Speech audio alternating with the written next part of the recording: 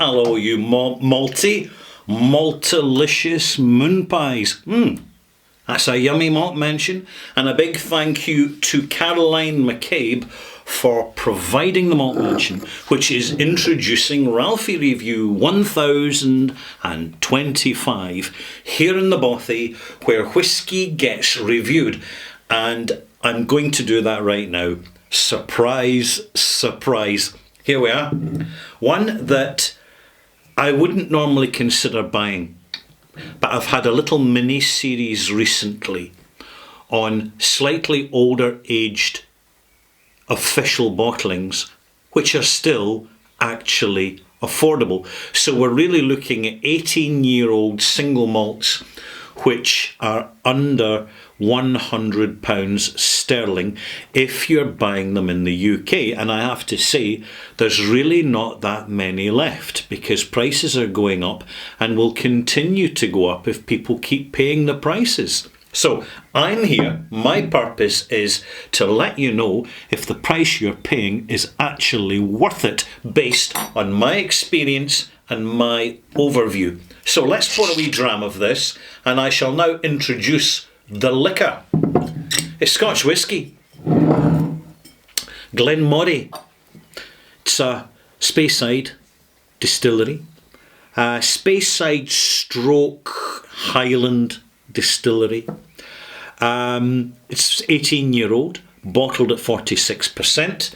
It comes in an unnecessary fancy box, to be honest, but it does say, importantly, first fill American cask and non-chill filtered, so they're letting us know what the whisky's been actually matured in terms of the cask, to give us an idea of what to expect from the experience when we are experienced whisky drinkers, which we all are to a lesser or greater degree. You know, it's all a matter of patience and time.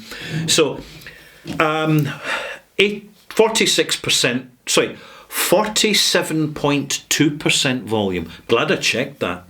47.2. It's called the Elgin Heritage, and I've really been enjoying this. To be honest, the price they're charging is starting to disappear from the shelves of shops, because the word, even before I get round to reviewing this, the word is out that it's actually as a version of Glenmorangie. It's really quite good, and it is certainly, for the 18 years, it is showing the calibre of maturation and decent cask involvement for the length of time that the whisky has been maturing in the wood. So, what are we getting on the nose here? Let's start with that. Creamy, soft, vanilla, and slightly icing sugar, barley sugar confectionery notes. The nose comes across as light, completely unpeated, and relatively simple. Not completely simple, because it has been maturing, the spirit has been maturing in the cask for at least 18 years, if not a little bit longer. Now we're getting some very soft, creamy peppermint notes, almost peppermint cream notes, old-fashioned sort of confectionery you'd present to elderly relatives in a nursing home. A lot of us had been there, not actually in the nursing home, visiting the nursing home. There's an understated, quietly delivered, and actually very engaging complexity to this whisky. Initially it comes across as, dare I say, anemic, but the more you let the air into the bottle, the more you slow down your engagement with the experience, the more you start to pick up on the subtleties and the understated complexity within these subtleties. Does that make sense to you? I'll carry on anyway. So in the first taste,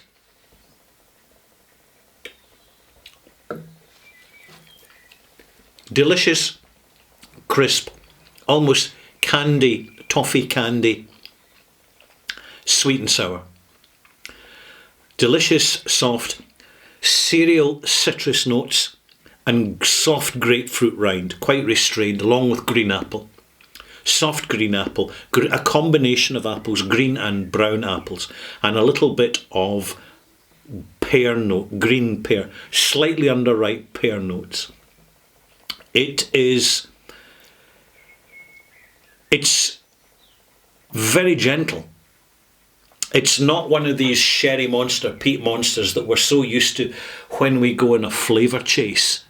And this is one reason why I would recommend this bottle to you, because too often with whiskey, we're looking for the big, badass, bold flavours.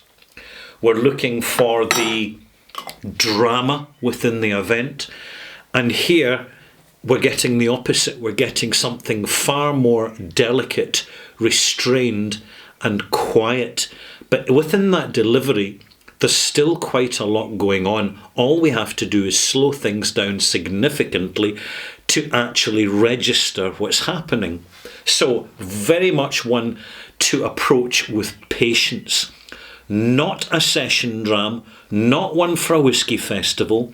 This is one for a quiet, reflective springtime or autumnal evening when there's still a little bit of sun in the air, but either summer is arriving or leaving. It's one of these reflective malts, and I have to say, it's very well constructed and put together. These are good casks. The balance with the Glenmorangie signature, which is quite delicate, is superbly done. This is a masterfully prepared whiskey by any standards. The thing about Glenmorangie, now you've spotted, I know you're paying attention, I added 5 millilitres of water to that whiskey. I'm now leaving it a few minutes before I come back and explain to you the increasing complexity that's coming through from adding a reasonable amount of water. But a little bit more about Glenmorangie first. Notes are in my pocket. I don't need the notes. In fact, I'm just going to put them back in my pocket. I really don't need them. The first time you'll see Glenmorangie is in the supermarket as a 10-year-old, or you'll see it in travel retail or the whisky shop. The main ubiquitous outlets for branded whisky. And the thing is, you'll notice that it's on the cheap side. And many people think this is because it's inferior. It's not. It's simply quieter. Glenmorangie is actually one of the best value basic single malts out there, and it's called the Classic.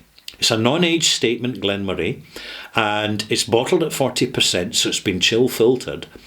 But do you know, honestly, if they put out a 46% unchill filtered and called it the Classic Special, people would really start to take note of it, because Glenmorangie really works at a young age. And the reason's simple, because it's got a quiet signature, and at a young age that quiet signature is at its most assertive. It is very easy for Glenmorangie to get swamped by cask influence, and this is something that kind of really holds Glenmorangie's reputation back quite a lot, actually. Is that they put out all these 101 varieties like Bruichladdich used to do, of sherry cask, bourbon cask, port cask, wine cask. You get all sorts of these weird and wonderful permutations that are producing weird and wonderful results, some of which really, really do work, and others don't. The peated version of Glenmorangie doesn't quite work, to be honest, in my opinion, although it's an interesting, soft little, quiet, sort of peaty sort of experience. But why go to Glenmorangie when you can go straight to Caol Ila, or even better, Leitch? It doesn't take long before we get our bearings, and because of this, Glenmorangie tends to get relegated to the discount aisle and tends to get sold to tourists who don't drink whiskey. That's what happens. I'm not judging it, I'm just calling it as it is. And this sort of It kind of works for Glenmorangie, but there's very rarely that they produce anything that really sets the heather on fire with the more informed, active online whisky aficionados, despite the fact that this distillery has its own little mini fan club. And the reason they gravitate to this distillery, because you get 101 tastes from one brand, and also it's the brand that the majority of active whisky drinkers completely overlook, and they're not interested in it. So this places Glenmorangie in a position to do something genuinely exciting, and perhaps we'll see this with the Warehouse series, so long as they get it right.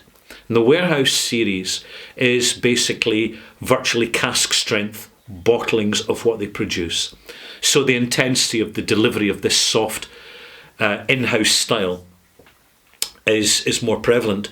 Again, if you ever come across independent bottlings, you may find that the casks have been better mentored than at the distillery, and that they're more interesting. But you don't get many independent bottlings of Glenmorangie, a lot less than you used to. Occasionally they pop up, but there you have it. Anyway, let's come back to this whisky, which has now been sitting for a few minutes, oxidising a little, dealing with the water to produce a little bit of very reassuring Scotch mist. That tells me that when they're saying it's non-chill filtered, the evidence is in what we see. It is a non-chill filtered. And I find that very reassuring. It could be more misty. However, I'm not going to overly judge it, particularly in relation to the price. This was less than £100 a bottle for an 18-year-old official bottling single malt. On the nose, there's a little more natural sweetness, creaminess and confectionery note coming in. There's more of a brulee, slightly custard note, cereal-rich, biscuity, sweet biscuit coming from the cereal grain. And it really kind of dominates, and it dominates in a very pleasant way. The cask influence has been kind of restrained, so you're getting more bourbon, ex-bourbon influence rather than oak cask influence for the 18 plus years that the whisky's been maturing. So there isn't a lot of oakiness. It really is quite restrained.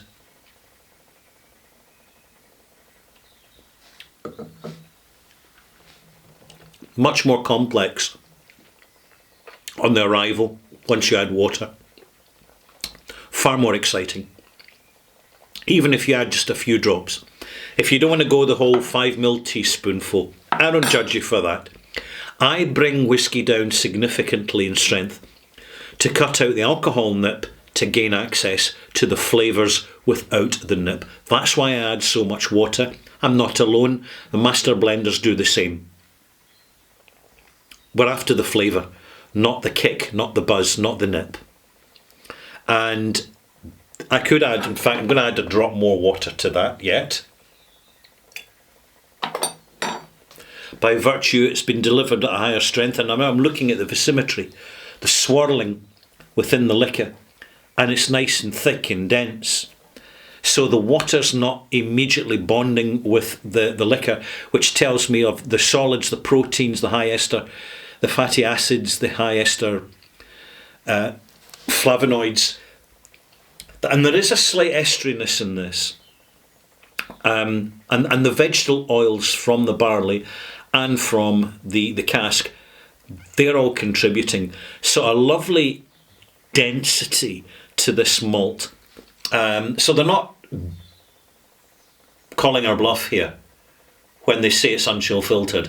I'm looking at this and it genuinely isn't, and I absolutely applaud Glenmorangie for not playing games with us like some other distilleries who say when they're non-chill filtering when they're still heavily filtering and using filtering machines. That, in my opinion, is a disingenuous fraud. Glenmorangie are showing us some respect to us, and I acknowledge that very much so. The mist is getting more misty. Really, the nose as well is growing further. A delightful, classic, full-bodied, soft, gentle, tranquil, languid, complex single malt. I'm enjoying this a lot more than I expected. It isn't a big hitter. It's not a big event. It's not supposed to be. It's honest. And do you know what? I find that actually quite refreshing. As a seasoned whiskey drinker, it's actually good for me. It's exciting for me to get past all the big flavour hitters that are packed full of peat and sherry and all the rest of it, and come back to something which is soft and gentle and whispering its communication rather than shouting it or singing it out quite loudly. So, good stuff. Taste, before I give you the malt mark.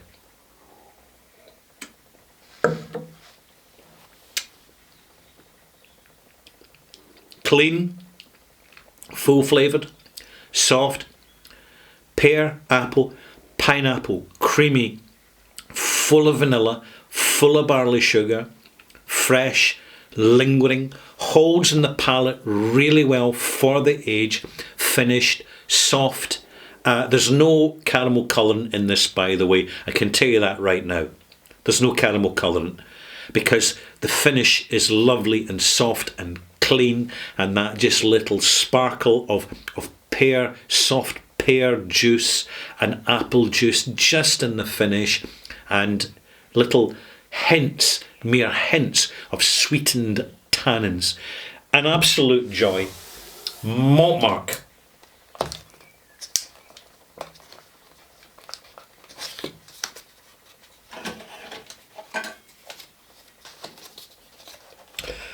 I'm going to mark this higher than I anticipated. It's very easy when you're marking to have a status chart of what you think you should be marking a whiskey, rather than basing the marks purely on the whole experience of the event. But based on the whole experience of the event, the price, the honesty of the presentation, the honesty and the interesting nature of the smell and taste, I'm going to give this 84 out of 100. It's a malt mark, and that's a really good mark. Thoroughly enjoying this, the Elgin Heritage. It's a really good whiskey, and I'm thoroughly enjoying it. And there, malt mates, you have it. Now, if you come back to Ralphie Review, because it's going to happen, 1025 extras, I'm going to tell you about...